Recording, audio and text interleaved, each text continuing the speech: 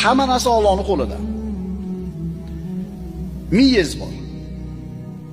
Siz fizika, ximiya, astronomiya fanlari doktori bo'lishingiz mumkin.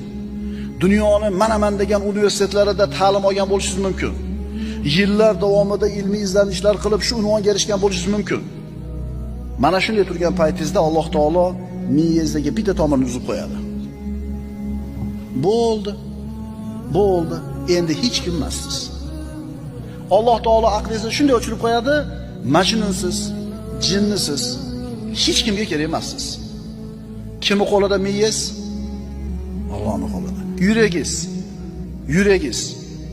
Uni ishi qo'lingizdami o'zingizni? Oyoq qo'lingiz, boshqa a'zolaringiz siz ixtiyoringizdami? Qulillahumma malikal mulk. Ey mulku davlat egasi bo'lgan Allohim. Atrofimizda nimaiki bor bo'lsa, tirikmi, o'likmi, qo'yiqmi, suyuqmi, hammasi Allohning mulki. Hamma narsa Allohning qo'lida.